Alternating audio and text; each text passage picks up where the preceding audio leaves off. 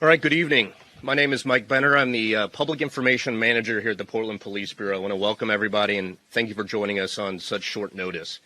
We're here to address the shooting incident involving federal agents in Southeast Portland earlier this afternoon. We have a number of speakers, including Mayor Keith Wilson, Governor Tina Kotek, and many others who I will let introduce themselves as they come to the podium. We will begin with Chief Bob Day, who will share some details about the shooting and then some of those remarks of his, and we'll go on from there. Thank you. Thanks, Mike. I'm going to share just a few details. As you're aware, this is still a very active investigation, so information is limited and won't be speaking to a lot of specifics. But what I can say is that approximately 2:18 this afternoon, Portland police officers responded to the 10,000 block of Southeast Main Street on the report of a shooting. So they came in via a 911 call. Officers confirmed that federal agents had been involved in a shooting. Portland police were not involved in that incident. About 6 minutes later, at 2:24 p.m., officers received information once again through dispatch that a man who had been shot was calling and requesting help in the area of Northeast 146th and East Burnside. Our officers responded. We found a male and a female with apparent gunshot wounds. Officers applied a tourniquet and summoned emergency medical personnel. The patients were transported to local hospital, and their conditions at this time are unknown. Officers had determined that the two people who were injured in the shooting involving the federal agents from the earlier call. PPB officers secured both scenes. And this is a federal investigation. It's being led by the FBI. We have been in touch with them. We are, in regular contact. This is their responsibility. But when we have these type of events happen in the city, Portland Police Bureau does offer a level of assistance. This is not any way, shape, or form immigration related on our end. We do not know the facts of this case. We are simply providing that traditional investigative support and perimeter support, which is minimal. But I do want to make it clear that we are out there, but we are not involved in immigration. And we at this time do not know if this is an immigration-related event. We do not know which federal agencies were involved. As we know, there are many federal agencies serving in the city of Portland right now. So as I said, it's a complex situation with a lot of different information coming out. But Portland Police is on the scene, the detectives, et cetera. I want to say, that I'm saddened that we are here once again in a difficult, challenging, complex situation. But I'm also incredibly grateful for Portlanders. I'm grateful for the way that we have continued to show up over the past year, and we have certainly been tested. And this is no small circumstance. The uncertainty and the fear and the sadness within our community is real. And as the Chief Law Enforcement of the City of Portland, I recognize that. Our members recognize that. And we are doing everything in our power to maintain that level of peace and calm and safety. And I want to thank Portlanders who have continued to show up in this space as well, and hopeful that they will do so over the next couple of days, as I'm expecting many to want to express their frustration and disappointment with events today. As I said, this is early on. We do not know the cause, but we are engaged, and hopefully we'll have more information as the evening unfolds. I'm going to turn it over now to Mayor Wilson. Thank you, Chief. And I just want to also just reiterate what he had talked about the city standing tall and really standing together. And I've been before you already too many times under these circumstances, but I'm grateful that every time I do make the call within such a short period of time that the Madam Governor will answer the call, and all of the individuals standing behind me and all of our elected officials and community leaders are standing with us as well. And we've always stood together, and we will continue to stand together. Just one day after the horrific violence in Minnesota, our community here in Portland was witness to a moment of fear, confusion, and heartbreak. Earlier this afternoon, 2 people were shot and injured by federal agents in the Hazelwood neighborhood. Violence in our community is devastating. These are not statistics. These are human beings. Portland is not a training ground for militarized agents. When the administration talks about using full force, we are seeing what it means on our streets. The consequences are not abstract. They are felt in hospital rooms and living rooms, in the quiet moments when families try to make sense of what happened, what is happening. We know what the federal government says happened here. There was a time when we could take them at their word. That time is long past. That is why we are calling on ICE to halt all operations in Portland until a full and independent investigation can take place. Our community deserves answers. Our community deserves accountability. And most of all, our community deserves peace. Earlier today, I spoke with Minneapolis Mayor Jacob Frey. We shared not just our concerns, but our grief for the families who are suffering and grief for the recklessness of our federal government. The administration is trying to divide us, to pit communities against one another, to make us fear one another. Portland. This is a moment to hold each other close, to stand together, to remember that our strength has always come from community, compassion, and solidarity. Yesterday, Governor Walz made an appeal to all of us. Today, I want to say clearly that we stand with Minneapolis, we stand with Minnesota, we stand with Chicago, we stand with LA. We stand with every community that is hurting in our nation, every family that is afraid, every person who feels unseen or unheard. ICE agents and their Homeland Security leadership must fully be investigated and held responsible for the violence inflicted on the American people in Minnesota, in Portland, and in all the communities across America. The Federal Protective Service claims values such as service, integrity, honor, and vigilance. This is the moment to live those values, not behind masks, not through intimidation, but through transparency, accountability, and most of all, humanity. So thank you. I'd like to turn it over to the governor. Thank you, Mr. Mayor. Thank you, Chief Day. Good evening, Oregonians. We are standing here today united as a state, wanting peace and safety in our communities. We are all shaken and outraged by another terrible, unnecessary, violent event instigated by the reckless agenda of the Trump administration. This time in our own state, in our largest city, coming just one day after the tragedy in Minnesota. While the details of the incident remain limited, one thing is very clear. When a president endorses tearing families apart and attempts to govern through fear and hate rather than shared values, you foster an environment of lawlessness and recklessness. Trust is essential to maintaining community safety and the rule of law. Federal agents at the direction of the Department of Homeland Security are shattering trust. They are hurting people and they are destroying day by day what we hold dear, our sense of safety, and our literal safety are severely undermined by what happened this afternoon in Portland. I'm so thankful that no one died and more people weren't hurt. The Attorney General and other leaders have been clear about our concerns with the excessive use of force by federal agents in Portland. And today's incident only heightens the need for transparency and accountability. Oregonians deserve clear answers. And I am aligned with the mayor. The priority right now is a full, completed investigation, not more detentions. My message to the federal government is this. We demand transparency. We demand your cooperation with Portland Police and the Multnomah County DA, because we need to investigate this incident efficiently and effectively so we can rebuild trust with our nation's government.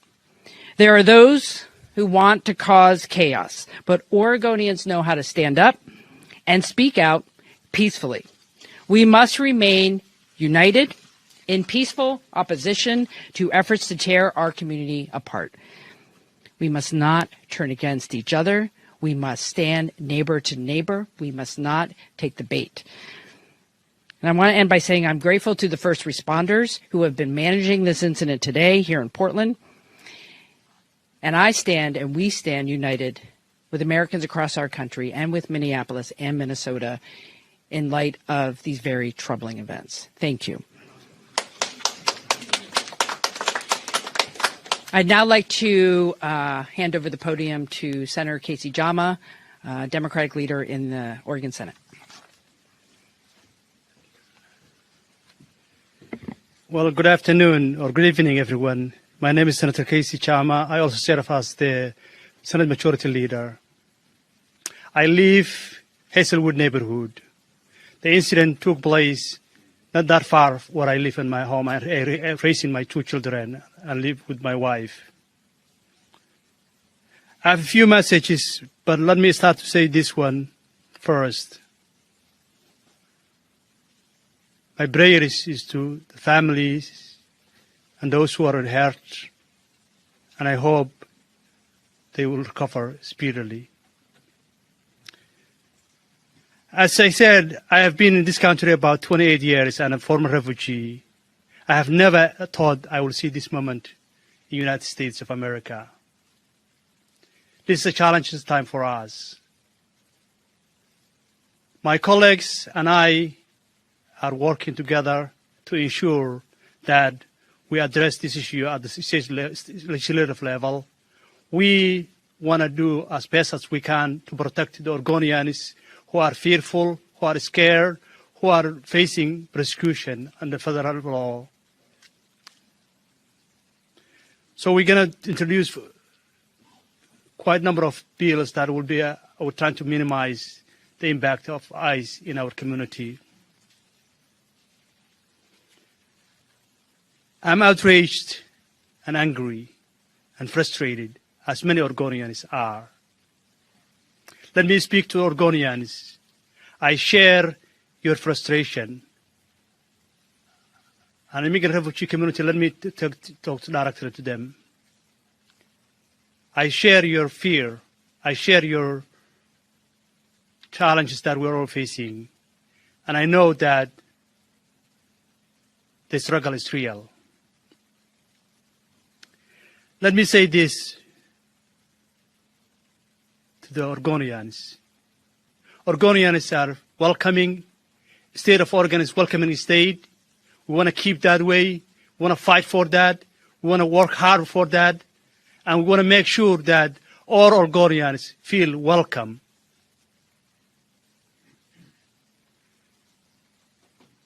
Let me say to the federal agencies and the ICE.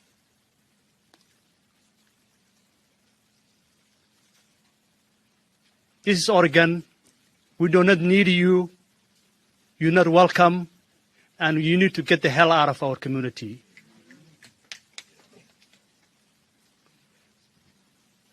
Now I want to turn to the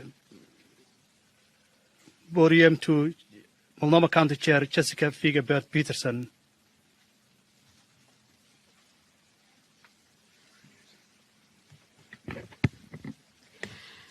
Good evening, everyone.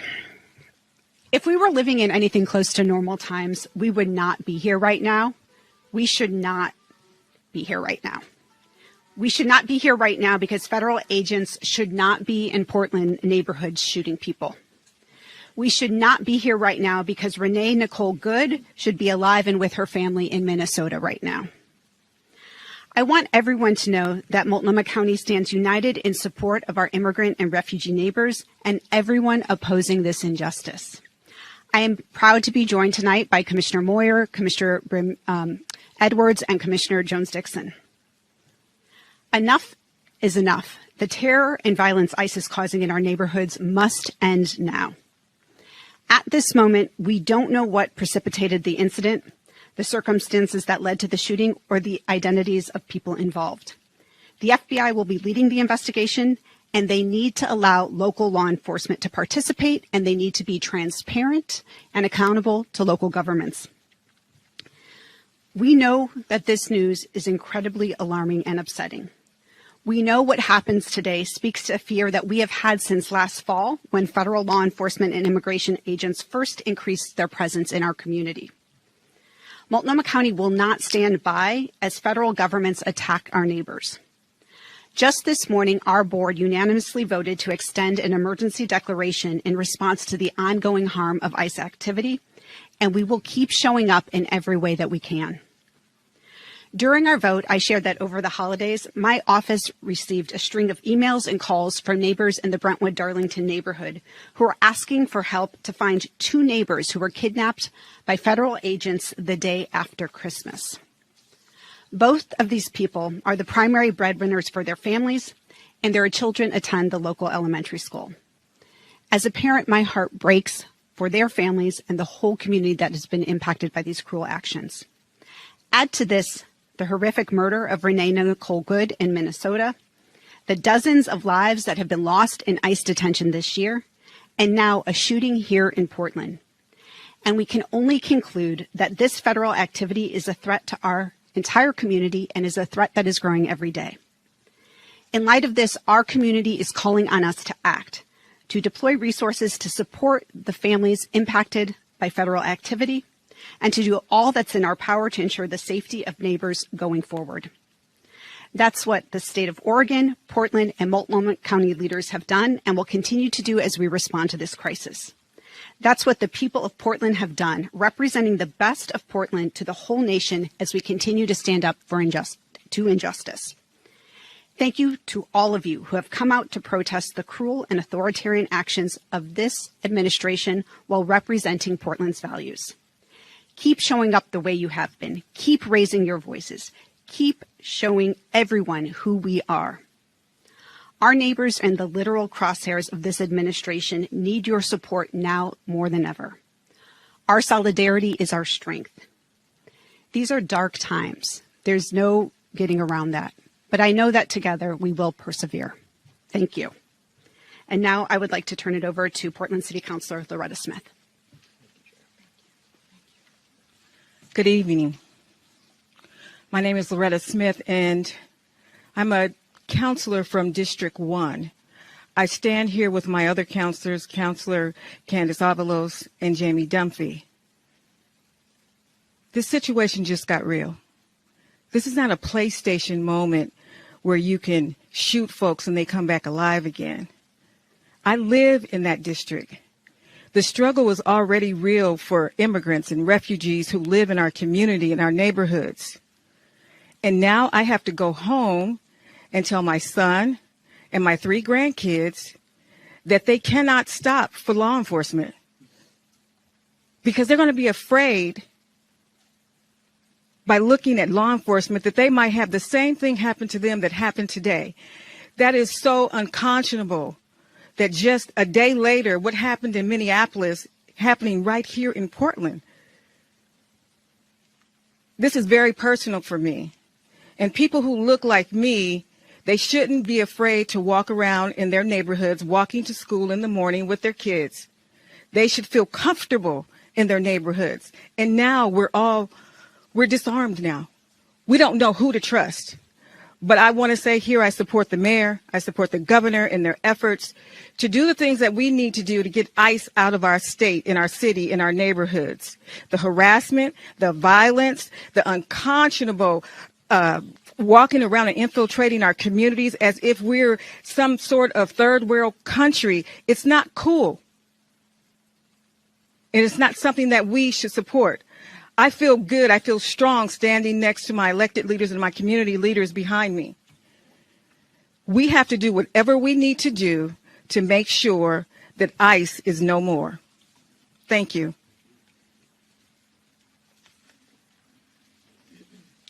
I'd like to introduce Latino Network and Tony DeFalco. Good evening. Tony DeFalco, Executive Director at Latino Network. We are hurting tonight in our community. We are tired of this violence in our community, and we're pissed off. Just last week, we buried one of our young people from gun violence, not less than a mile from this site at 148th and Burnside. This kind of violence is nothing new to our neighborhoods here in Portland and Multnomah County, and we've been working hard for decades to reduce this trend of gun violence by private individuals, but worse, by state-sponsored violence in our neighborhoods. And for this to happen tonight, in many ways, is not a surprise to us. It has been perpetrated upon us for many, many decades as part of routine operations to balance power against our community. So tonight we have a few calls to action. One, we call on our state leadership to continue its efforts to minimize the role of federal authorities in our communities and to enact legislation in the short session that allows for private right to action, to sue, to enable our Attorney General and others to bring charges against the perpetrators of these violent acts, and to go even further to protect immigrant communities from this ongoing violence and oppression. Two, we desperately need investment in our community. We are picking up the pieces. 2 weeks ago, 2 mothers were taken from their families. In our community, the mothers are the glue that holds everything together. And by targeting mothers, they are trying to rip away the fabric of our very community. The ability to take care of our young people, to take care of entire families, and to match up breadwinners, resources that are coming in with the ability to get kids to school, get kids into preschool, is absolutely devastating to us. And we are desperately trying to fill the gaps by providing wraparound supports to our communities in the form of rent eviction prevention, food, other necessary things coming from these violent acts of detention and now physical violence. Those resources are not coming from our state yet. We need those resources to come from our state immediately. And last, we are gathering tonight to mourn this act of violence at Legacy Emmanuel Hospital, and we're asking all those that are watching or reading tonight to join us to honor all of those that have been impacted by these violent acts by our federal agencies over the last several months, and to know that we cannot be ripped apart. Despite these intentions of our federal government, we will continue to hold each other close and continue to be the strong fabric that our entire city, county, and state need from our Latina community. Thank you. Next up, Pastors Hennessy and Knutson. Go ahead, Reverend. I'm not going to choose. Go ahead, you lead. Come close. Good evening, everybody. My name is Reverend Dr. J.W. Matt Hennessy, the pastor of the historic Vancouver Avenue First Baptist Church here in Portland, and also the leader of the Interfaith Peace and Action Collaborative. My friends, I echo the very comments that have already been made, and I want to be clear about that. The comments of recognizing that the reason why federal agents are here is because of a false narrative in the first place. When people were told that Portland was on fire, Portland was burning. Portland is a great city, and it's a city I've been a member of for the last 37 years, and I'm not going to let anybody try to make it any worse. One thing's for sure, we have our issues, just like every city does, but we are determined to work together to make sure that we resolve the problems or issues or challenges we have, and we do not need help from the federal agencies to do in more. If they want to do anything, they should go back and restore the grant money that was there that we used to build bridges with police and community. They ought to be thinking about how we restore money to bridges like the Burnside Bridge and things of that nature. That's what we need. But until then, we're not going to let anybody take our joy. We're not going to let anybody cause us to be afraid. And I want the immigrant community, and specifically, as Tony just spoke about the Latinx community, we are with you. as faith leaders, as members of the black community, I want you to know you are our brothers and sisters, and nobody is going to stop us, and nobody is going to break the chain of our belief in working together. So we will work together. Those who came before us and the allies who worked with them, they had worse situations going on, but nothing stopped them. And I end on the fact that I still recall that one of my favorite verses of We Shall Overcome is the verse that says, we are not afraid.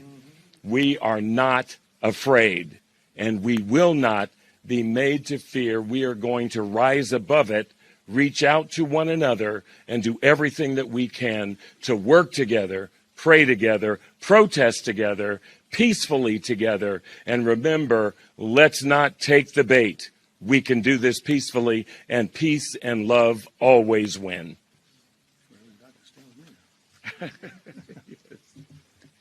Thank you, Dr. Hennessy, and to the mayor and the governor, thanks for your leadership and all the elected leaders, Chief Day, and all our friends, Tony and the rest. My name is Reverend Dr. W.J. Mark Knutson, Senior Pastor, Augustana Lutheran Church, a church that declared sanctuary my first year there 30 years ago because people were facing deportation. We're in a lawsuit right now with the federal government, with Pacun, our church, a church in Florida, a large Catholic church in San Diego, and the Interfaith Council of San Francisco. It's moving now quickly in the courts. And the National Education Association has joined that as well. So around this country and this city and state, people are weaving together a movement built on nonviolent direct action to challenge what is into something that can be new. I do want to say to the press today, we celebrate your work. You're not fake. You do real news, and you are storytellers. There wouldn't have been a civil rights movement or a farm workers movement in the same manner without the press being there to cover it. So thank you, and know you're valued. Let me say this. My 1 minute's almost up. I followed a Baptist pastor, so I can take a little bit more time. But I want to say this. We're coming up on the King weekend. And a year ago, we backed our 30th King service back a week until this new administration came into office. Mayor, you came and spoke at that. And we packed the church. People were ready a year ago, January, to stand up and stand in solidarity. Our prayers are number one with our immigrant siblings, the couple that's in trouble today. We have members from 23 countries. I don't know if that's not one of our members from Venezuela and his wife. It's going through all of our minds. Some of my colleagues say, you were crying. I was crying. We are all crying. We are so torn in this moment, and with a very diverse family myself, as a white male, I can drive around. But my son, my wife, my grandson, daughter, others, our biggest extended family, it's dangerous out there. And so to know this, the faith community, interfaith, we work closely together in Oregon. Our Native American spiritual leaders on whose land we stand.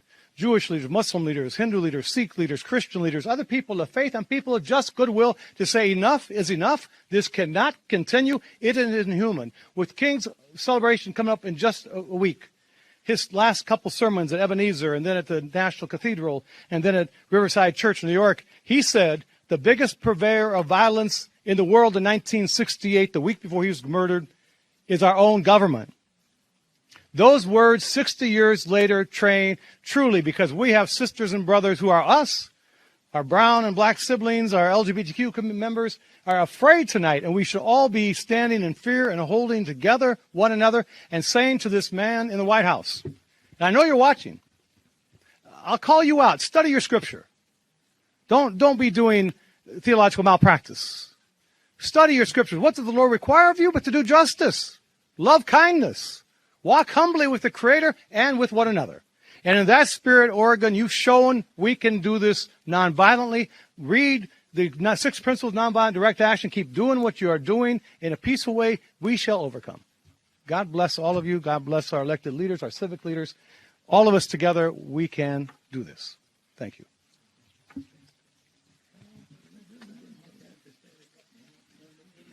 I'd like to call up Jessica Maravilla with the ACLU.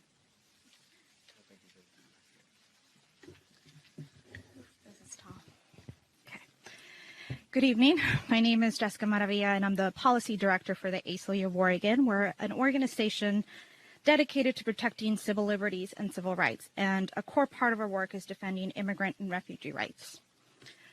As you heard today, less than 24 hours after Renee Nicole Good was shot and killed by ICE in Minneapolis, 2 people in our communities were shot by ICE here in Portland.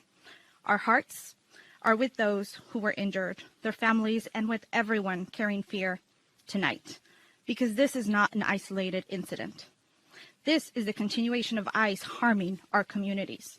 While there is still much we don't know, we do know this. People are in the hospital tonight because of the actions taken by our federal government, funded by our tax dollars. And this did not happen in isolation. For months, federal immigration agencies have operated with impunity, deploying heavily armed agents into American communities, smashing car windows, dragging people from their vehicles, tear gassing peaceful protesters, and terrorizing neighborhoods. This is what it looks like when a government brings a war posture into everyday life, into streets, into sidewalks, in communities where people are supposed to be safe. Si sienten rabia, no están exagerando. Esta no es seguridad. No es seguridad pública. Es intimidación como política. Everyone deserves dignity. People deserve to go to work, to take their kids to school, to go to medical appointments, to live their everyday lives and stand in solidarity with neighbors being harmed, without fear of being detained, harmed, or killed by the federal government. Nadie debería vivir con miedo simplemente por existir. No human being is collateral damage. Renee Good and the 2 community members shot today are human beings. They are our neighbors. Her death, alongside the violence we witness here today, is a warning about what happens when cruelty is normalized and accountability disappears. This is about law versus lawlessness, dignity versus fear, and whether we will tolerate violence carried out in our name. We cannot undo what has already happened, but we can refuse what comes next. We can demand accountability, insist on transparency, and stand together calmly, firmly, and peacefully to protect one another. La verdadera seguridad nace de la comunidad, del respeto y de los derechos humanos. Y eso es lo que seguiremos defendiendo juntos. We are working with our state elected leaders to advance legislation next month, and we want to demand more transparency, meaningful accountability, because public safety must never come at the expense of human rights. As our community is now saying, enough is enough. Not a slogan, as a practice. Thank you.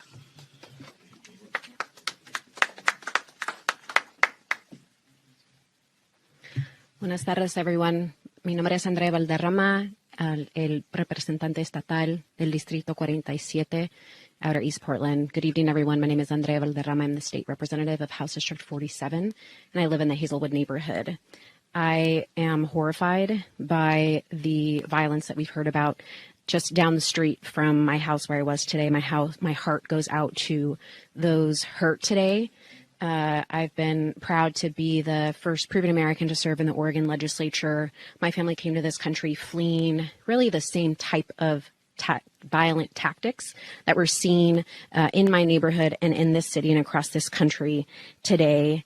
And so it was so difficult to have yet another conversation with my daughter today about the violence that we're seeing in our neighborhood, and to hear from her the support that her school is providing for children who are terrified of walking home, who are terrified of participating in their extracurricular activities, who are unable to just pay attention in their classrooms. I absolutely stand against separating families, against destabilizing our kiddos and our families in this moment. Our communities deserve to stay together. Everyone's families and mothers and children deserve to stay together. This legislative session, I'll be bringing forward legislation to continue to strengthen and protect child stabilization, post-detention, and deportation. And I'll share updates as soon as possible on the situation in my neighborhood. I think the last thing that I just wanted to share is, as we are horrified and as I continue to mourn and do what I can as a mother to remain calm and provide peaceful support to her, I continue to feel hope with all of the incredible leaders that we have in this state, from our governor all the way down to our school district, to our neighborhood. I know that in Oregon, we are resisting peacefully. We are resisting in the way that we can. And I want to thank everyone here today and the leaders, whether you are a fellow mom in the neighborhood or our state governor. I'm so appreciative of all of the support and know that we continue to resist always and stand with you. Thank you. Thank you, Representative Valderrama, and to all of our speakers. We have some time for some Q&A right now. I just want to remind everyone this event happened just a few hours ago. The investigation is just getting off the ground, and nobody in this room is directly involved with that investigation. So please keep that in mind. It would be irresponsible for anyone up here to speculate on what exactly happened. All that said, we thought it was important to address this incident. With that, we'll take Q&A. Please state your name and who you're with and who the question's for. We'll start with Anna Griffin. Anna Griffin from the New York Times. Governor, Mayor, and Chief Day, what are you actually hearing from the feds right now? Are they communicating with you? It seems like we have very little detail about it.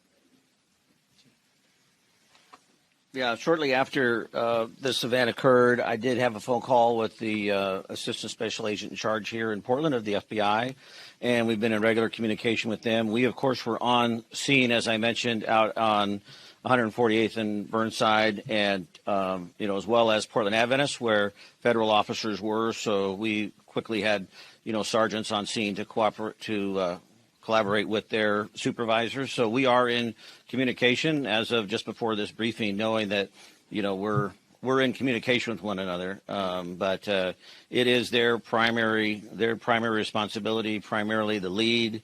And so, as Mike already commented, it's, really would be speculation much beyond the fact that we are talking to one another in terms of, responsibilities, who's doing what, et cetera. No, I've not spoken with the federal government at all. Chief Day, Adrian Thomas with KPTV. DHS put out a statement this afternoon on this incident saying that one of the individuals was connected to a previous shooting in Portland. Is that true? Do you have any information on that? And what are the conditions of these two individuals right now? Yeah, I'm familiar with the statement that was put out. I can't comment on whether or not that's the case. We don't know who these individuals are. We have not, they haven't been identified or shared their identification with us. And I don't know this. I don't know the condition of them at this time, just knowing that they were taken to local hospitals.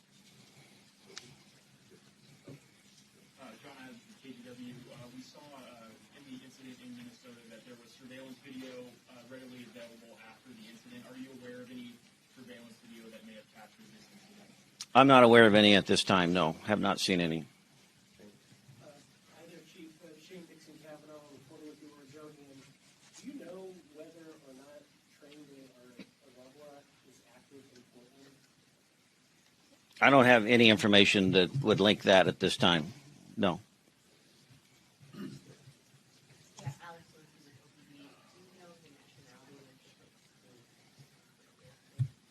No, I've heard a lot of different comments. I don't want to comment on that. I can't be specific. I've heard different references, and I might be confusing some of that information. So, no, I don't have that specifically.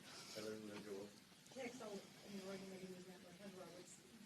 this a normal course of action? Is this standard procedure to have the FBI lead a shooting investigation and law enforcement involved shooting investigation inside the city limits? Yeah, on the federal side it is, yes. And I've been clear since we started down this road, in January of last year, that we've continued to keep open lines of communication with our federal partners, for, unfortunately, even moments like this. But on a local level, we value the ability to be able to pick up the phone, to call one another, to try and figure it out, understanding there's limitations, as we have tried to work through over the last year.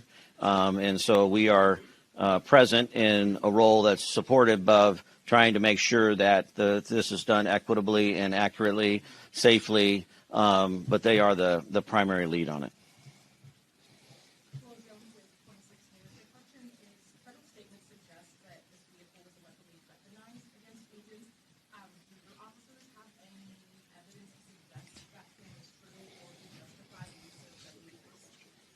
Okay. The question was whether or not there's been any evidence to support a statement that was made that the vehicle was weaponized in this event, correct? Is that the question?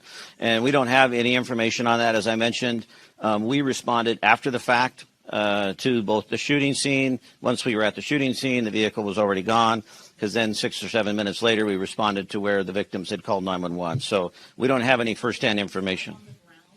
Excuse me? Yes, there were federal officers both at the original scene, and then federal officers met us out at the scene farther away. But we don't have any information to confirm or deny, the behavior of the vehicle, the use of the vehicle. Yes. I know recently federal agencies, DHS, has asked you for investigative files related to arrests. Are you in a position to be able to ask for the same thing of these federal officers? Is the FBI going to keep you apprised? Are you in a position to be able to ask for records related to the investigation the same way they've asked the police bureau? Well, the question is whether or not we are in a position to ask for records, documentation in a manner similar to how the Department of Justice is asking them of the Portland Police Bureau right now. I think you're referencing our settlement agreement. So it's not quite an apples to apples comparison. There's, a couple of different things there that are nuanced. Certainly there is an opportunity for whether it be the city of Portland or the state of Oregon to make a request for that information. I mean, from a public record standpoint, whether or not, that process will bear any fruit, I don't know. But it's different than the conversation we're having around the Department of Justice utilizing or attempting to utilize settlement agreement to retrieve information that we believe they don't need to have access to.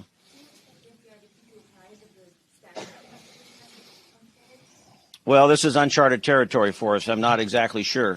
Frankly, there's a lot of competing interest, as we know, in this area. I value, like I said, our local partnerships and the communication and transparency that we have shared.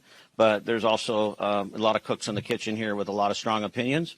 And all I can say is, in the moment, we have had lines of communication. Whether that will change or not over the course of time, I don't know.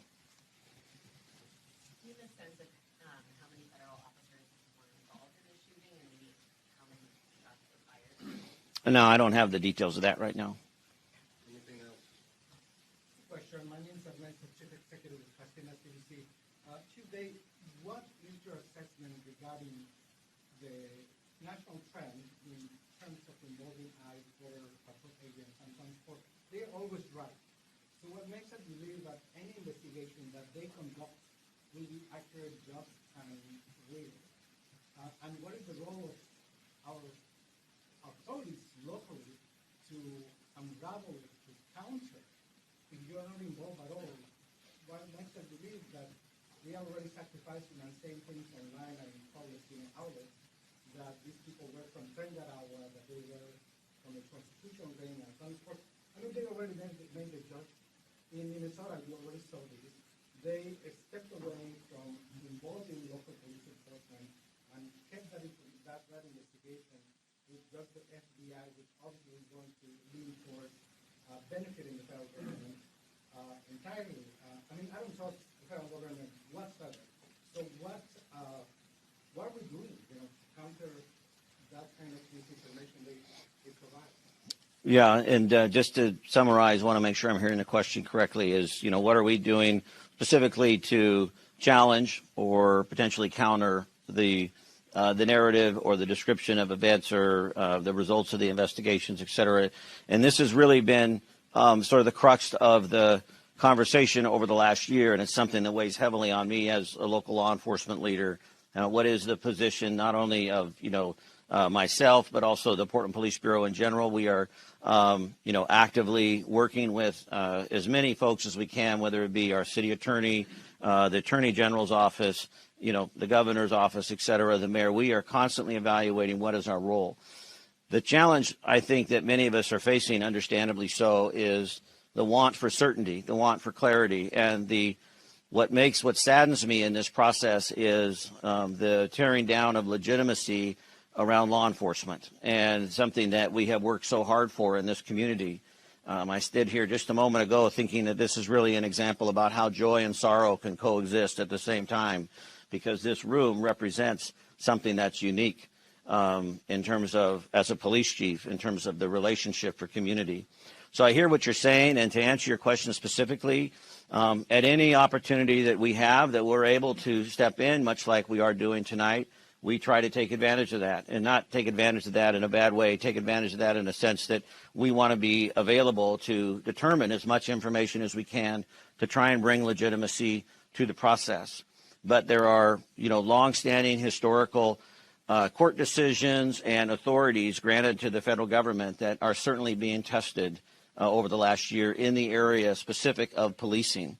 And we rely upon, the counsel of others, attorneys, and the rulings from judges. We saw this in the court case that we had with the National Guard. You had 3 Portland police commanders testify. We were the only ones who testified on behalf of the city of Portland, was 3 Portland police leaders over the course of 2 days, which the judge agreed with to prevent the National Guard from being deployed in Portland. And that was based upon the work we had been doing in terms of gathering information, staying true to the rule of law, being factual in our reporting. So the best that I can offer, and I know this is hollow and not enough, but the best that I can offer is that Portland Police Bureau will continue to adhere to the rule of law. We will continue to document. We will continue to be engaged. We will continue to be vigilant. We will continue to report behavior that is illegal or certainly outside the lines. But we are also going to continue to show up for all of Portlanders. Time for one more.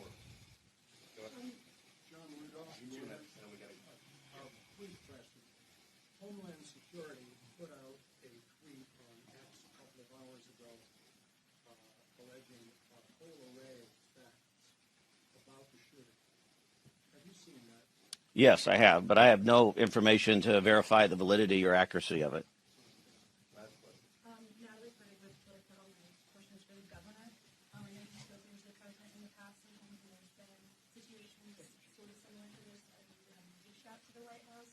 Are you trying to have a conversation with him about this? Well, this is a fast-moving situation just from this afternoon. I have not spoken to anyone in the administration, but I have been in contact with Governor Walz in Minnesota. And I just want to reiterate that we in Oregon are shocked and saddened by what happened in Minneapolis, and that Americans across the country, including governors, are standing together to say we need something to change from the federal government. There's always a moment that things can be better and different. Maybe this will be that moment where we actually have partnership with our federal government to understand the facts, get to the bottom of this, and stop the violence in our communities. And I know that governors around the country believe that. Thank you. Thanks, Mike. All right. Thank you to all of our speakers. Thank you for being here again on such short notice. At this point, I do not anticipate another briefing or news conference this evening, but I know my team and the communications team for the city is engaged and will be throughout the coming hours and days. So be on the lookout for communication from our teams. With that, thank you for being here and have a safe evening.